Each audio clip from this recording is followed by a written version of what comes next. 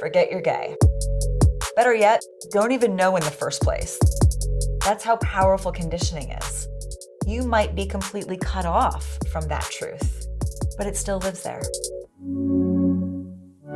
Feelings and truth are like small children who are tugging at your shirt, wanting attention. They're not going to go away until they get attention. For some people, it can create outright symptoms of physical illness or, psychological or emotional illness. For some people, it might show up as obsessions or compulsions or sources of preoccupation that take over your life. Perfectionism.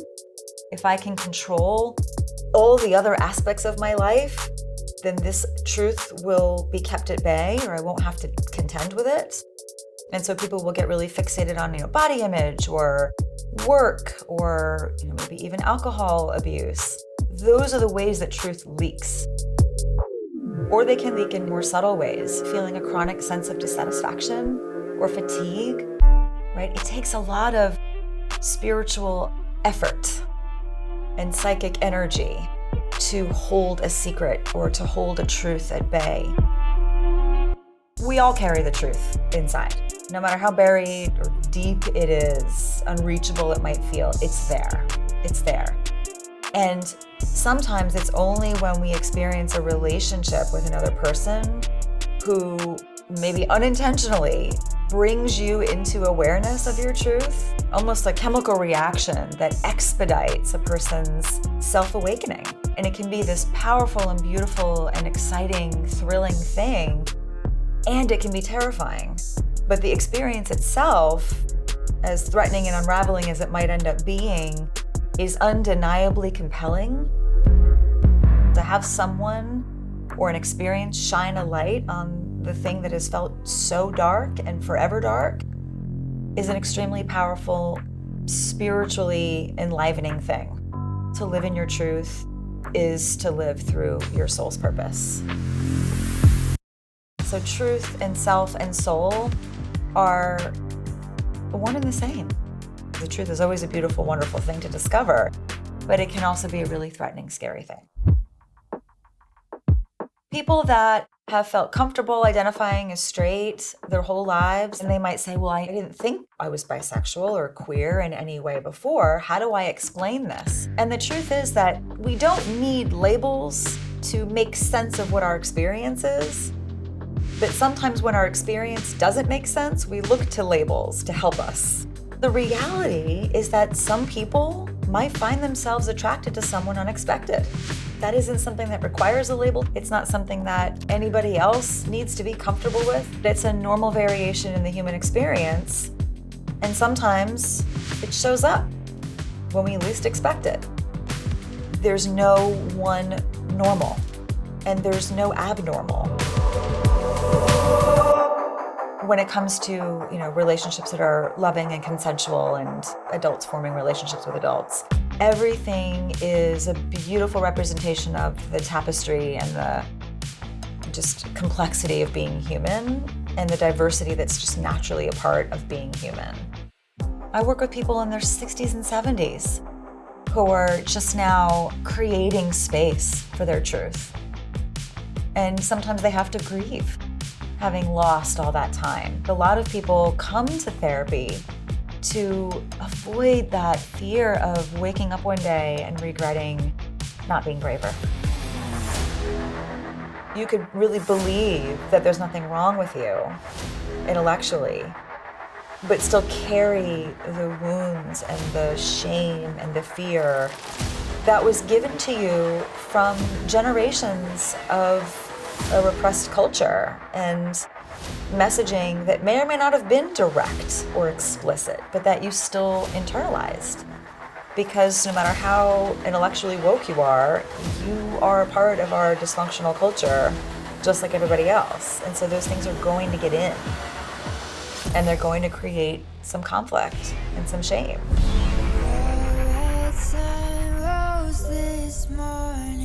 I think it's difficult for people to come out to their adult children because when it comes to identity, we have a preference and an expectation that it stays the same, that it's consistent.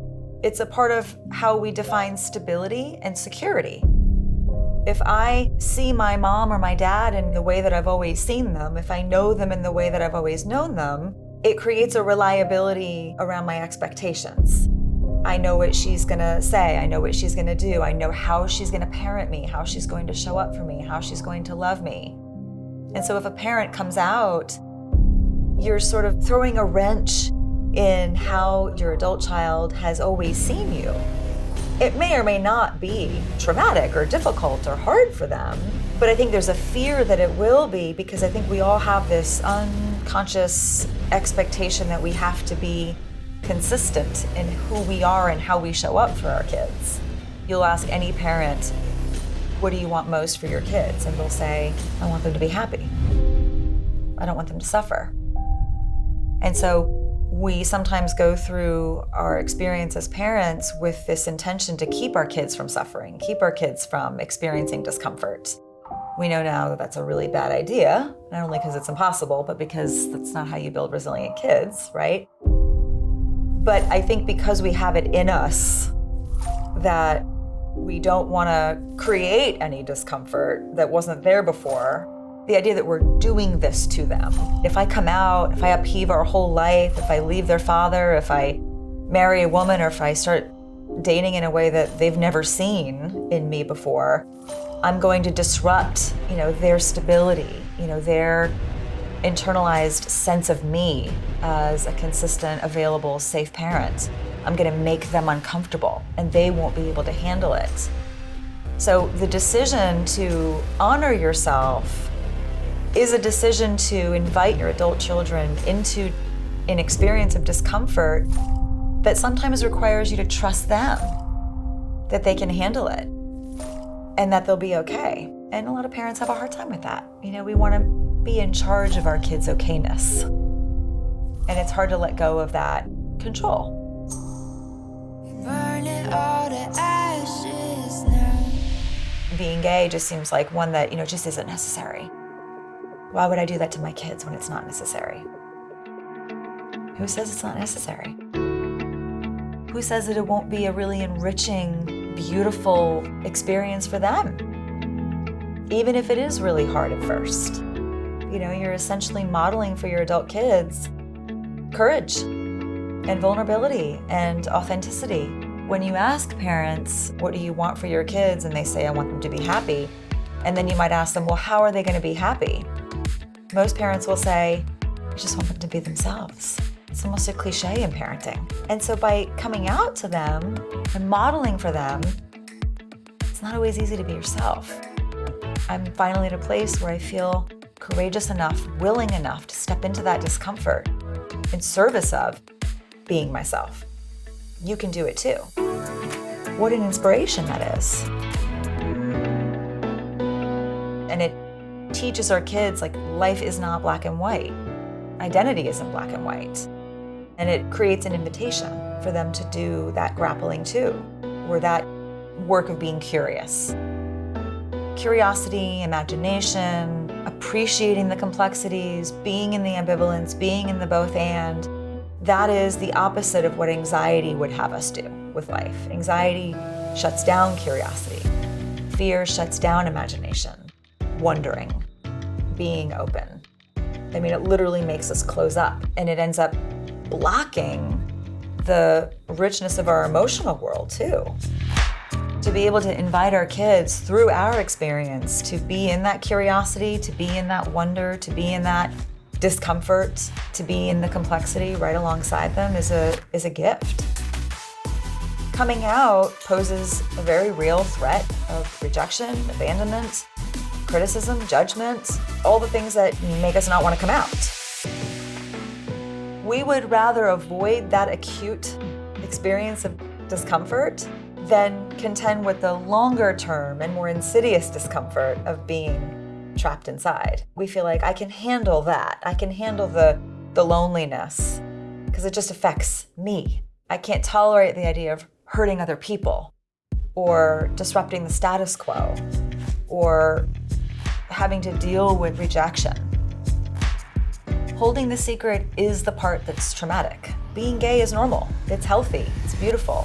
It's like eye color or hair color. It's completely inconsequential except for our social and cultural standards of what it is to be normal or okay.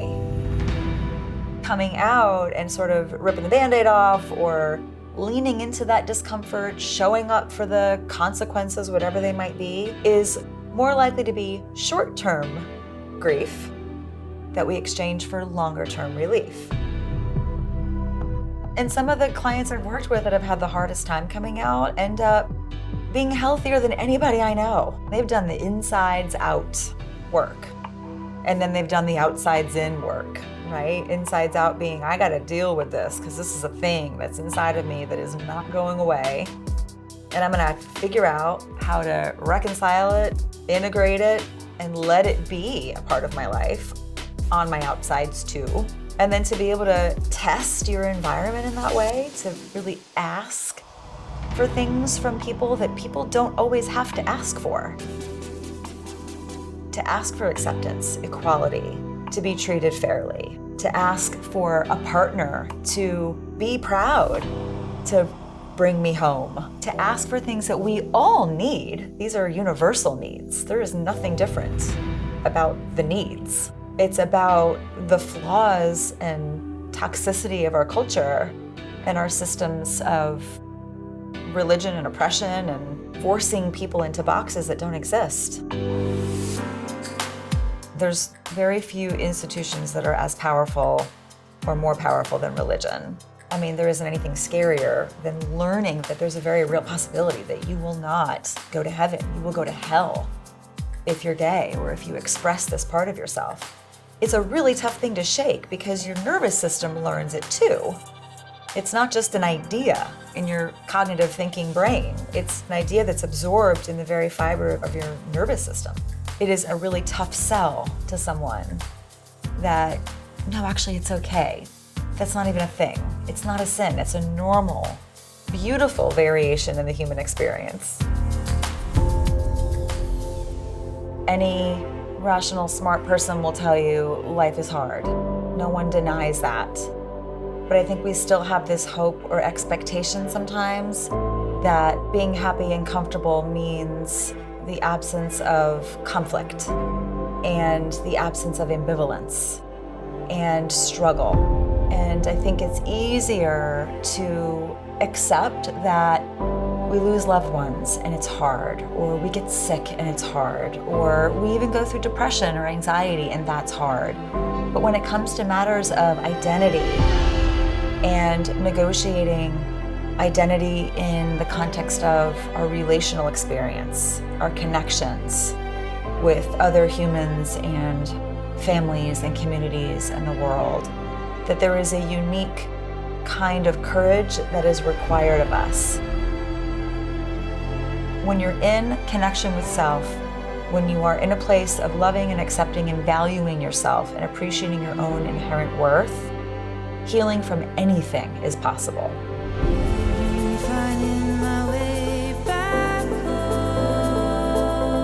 What I love about taking people through this journey of healing and coming into connection with themselves and recovering from stigma and recovering from fear of uncertainty, fear of vulnerability, is that it sets people up to have soul connection. It creates an opening and a spaciousness inside to be available for the kind of connecting that at our very core, our very biology, we most want and need in order to be self-actualized or to reach our highest potential as people. To me, there's nothing more beautiful than someone's coming out story, because there's nothing more vulnerable than coming out.